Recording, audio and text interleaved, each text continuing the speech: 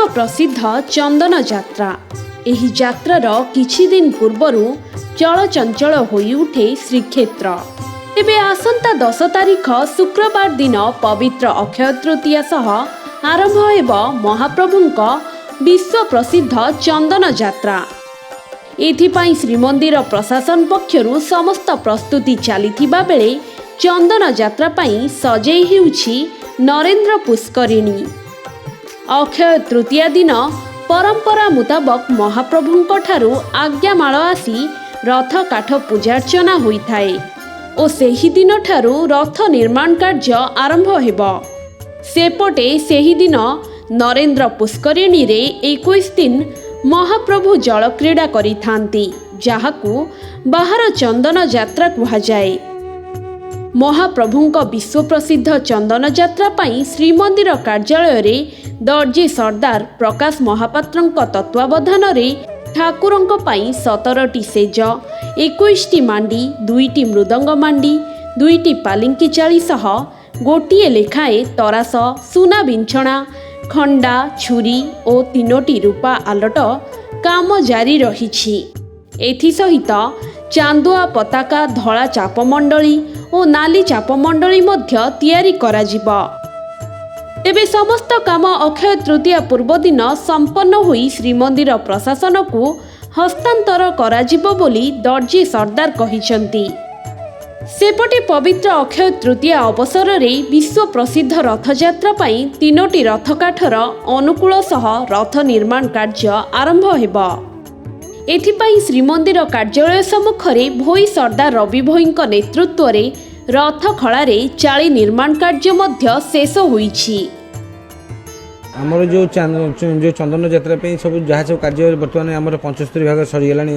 अल्प किसी कार्य रही जमीक आमर रही 2टी चाप मंडणी, गोटे नाली चाप मंडणी, गोटे धला चाप मंडणी, तापर रही बांक 8टी सेज, 17टी 21टी मांडी, आउ 10टी भेलभेट छोट बड़ मांडी, आउ रही था जमी मृदंग मांडी 2टी, सुनार बिछण 1टी, रूपा आलट 3टी, धला छती 1टी, कला छती 1टी, ओलार 1टी, खंडा, छुरी, आमती रही था आमर अनेक कार्य रही है। चांदुआ पताका ठू लगे सब रही है। बर्तमान आमर कार्य भी चली यही सब कार्य आम 17 जन दर्जी सेवायत भाई मैंने सब जो सहयोग बर्तमान कार्य भी आमर चली। चंदन यात्रा प्रस्तुति तो जोरसोर चली आप देखुं।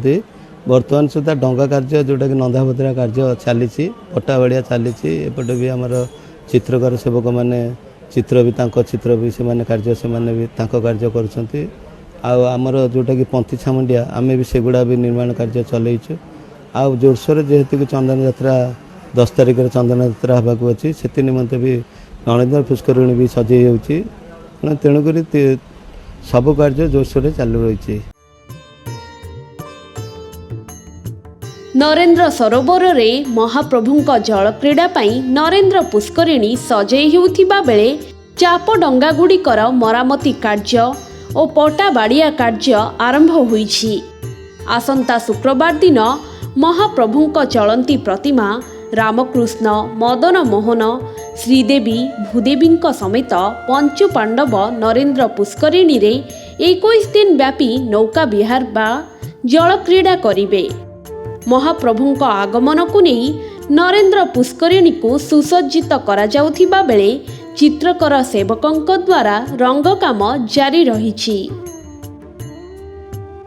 शुक्रवार 10 तारिख पड़ू काली गोटे दिन आम कम ये करदे अक्षय तृतीया दिन ये सकाल बेला आसबू रात दिन एति बेलू पलैबू ये हथियार पत्र सब सजा कर गाधी पाधी पुणी हथियार धरिकी बेचा देवे आसिले टेम्पुल अफिस सामने 3टा काठ पड़ी से 3टा काठ आम 3 माणा जाक अनुकूल करेंगे।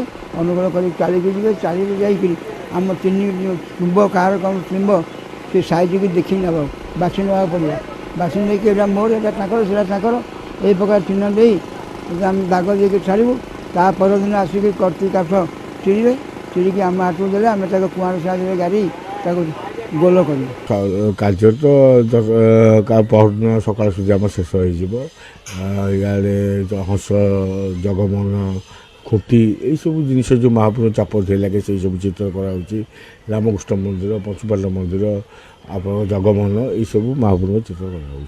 ଆଉ ସେ ରାମକୃଷ୍ଣ ମନ୍ଦିର ଅଛି ଭିତର ଜଗ ମନ୍ଦିରରେ ଟିକେ ପାଣି ରଙ୍ଗ କାମ ଅଛି ଯେଉଁଟାକି ମହାପ୍ରଭୁ ବିରାଜମାନ ଅଛନ୍ତି ସେଇ ଜାଗାରେ ସବୁ ପାଣି ରଙ୍ଗ ଟିକେ ଚିତ୍ର କରାଯିବ। ପବିତ୍ର ଅକ୍ଷୟ ତୃତୀୟା ଓ ଚନ୍ଦନ ଯାତ୍ରା ପାଇଁ ଛତିଶା ନିଯୋଗ ବୈଠକରେ ସମସ୍ତ ନୀତି ନିର୍ଘଣ୍ଟ ଶେଷ ହୋଇଛି। ନୀତି ନିର୍ଘଣ୍ଟ ଅନୁଯାୟୀ ରାତି 3ଟାରୁ ସିଂହଦ୍ୱାର ଫିଟାଯାଇ ଅନ୍ୟାନ୍ୟ ନୀତି ବଢ଼ିବା ପରେ ଅକ୍ଷୟ ତୃତୀୟା ଦିନ ଅପରାହ୍ନ 3ଟାରେ ଦ୍ୱାଦଶ ଯାତ୍ରା ଓ ନକ୍ଷତ୍ର ବନ୍ଦାପନା ଅପରାହ୍ନ 3ଟା30ରେ ବିମାନକୁ ଦିଅ ବିଜେ ଅପରାହ୍ନ 4ଟାରେ ରଥ ଆଜ୍ଞାମାଳ ବିଜେ ଓ ବିମାନ ଉଠିବ। ରାତ୍ର 10ଟାରେ ଚନ୍ଦନ ଠାକୁର ବାହୁଡ଼ା ବିଜେ କରିବା ନେଇ ନୀତି ନିର୍ଘଣ୍ଟ ଚୂଡ଼ାନ୍ତ ହୋଇଛି।